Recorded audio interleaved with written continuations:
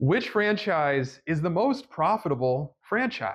Anybody who's looking at franchises, and for anybody who's trying to buy a franchise, that is a burning question for you that's top of mind. But I don't have to know you to know that it's almost certainly one of the top 3 questions that you're Googling looking for answers to while you're searching for a franchise that you want to commit time talking to and learning more about to see if it's the right fit, your due diligence. Well, spoiler alert, nobody actually knows which franchise is the most profitable franchise. And there's a few reasons for that. Number one, in a business, there's different types of profit to measure. There's gross profit, there's operating profit, there's net profit, and all of that varies widely by industry anyway.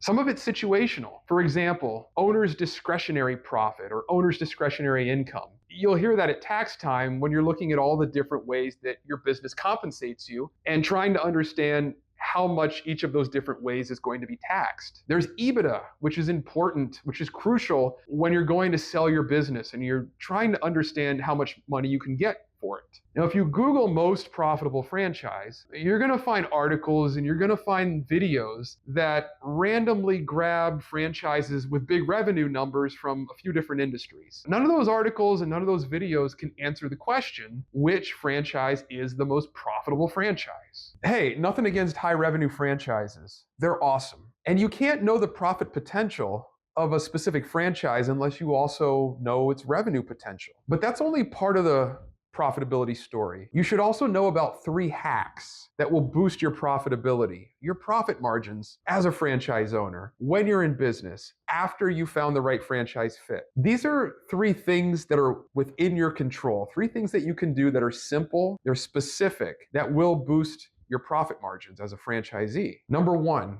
take advantage of declining royalty. Number 2, pay less money for the stuff you need to run your business. And number 3, understand which franchise fees are optional and opt out of them at the right time.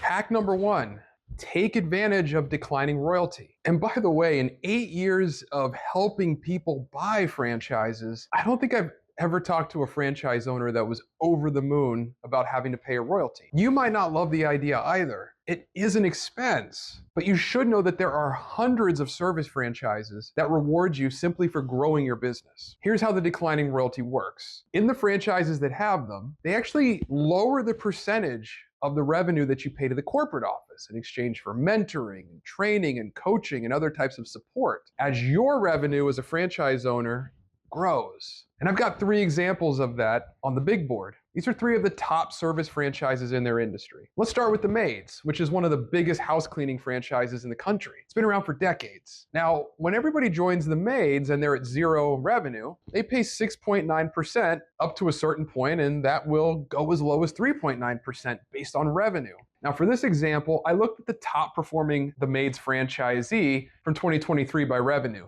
They did a little over $7.1 million. Now, if they had paid 6.9% on that whole amount, they should have paid over $495,000 last year in royalty. But because they qualified for the lowest royalty percentage, they should have paid a little over $280,000. That's a savings of over $215,000. Rainbow Restoration, one of the largest property damage restoration franchises in North America. They do water, fire, smoke, mold property damage cleanup. They also have a declining royalty. It goes from 8 to 3%. Their top franchisee, for example, last year did a little over $11 million in revenue. If they paid the 8%, they should have paid over $643,000 in royalty. But because they qualified for the 3%, they should have paid a little over $241,000. That's a savings of over $402,000 in 2023. Home Helpers, one of the biggest senior care franchises in the country. 6% royalty goes down to 4%. Their top performing franchisee did over $25 million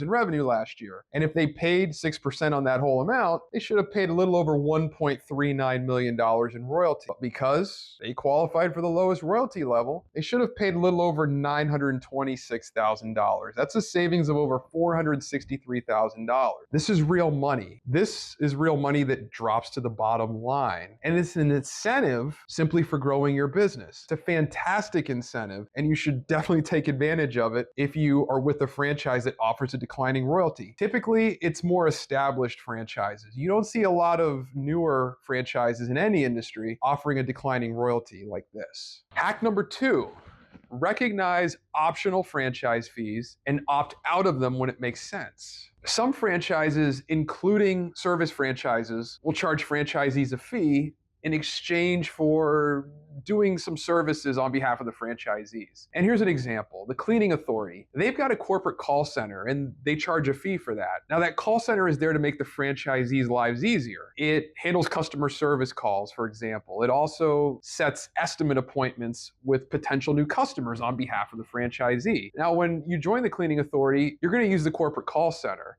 and you're going to pay the fee. But over time, you can actually opt out of the corporate call center and find your own call service. And that could save you money, which will boost your profitability. And hack number 3, pay less money for the stuff you use in running your business anyway. Now, there are some large and sophisticated service franchises that will actually negotiate on behalf of the franchisees with suppliers and vendors that provide the franchisees with stuff they use in running their business. That could take the form of discounted pricing, special terms, even rebate checks, all of which bring down franchisees' costs and boost their bottom line. Now, if you want a franchise to do that for you, you're going to want to look for typically a large, well-established franchise or franchise group like the Neighborly Brands. They own like 27 different home services franchises. So that's the 3 hacks to increase your profitability when you're in business as a franchise owner. You can use all of this now, of course, during your due diligence when you're looking for the right franchise match. Now, for more tips on how to more intelligently buy a service franchise, like and subscribe to the channel. In the meantime, stay hungry, stay focused.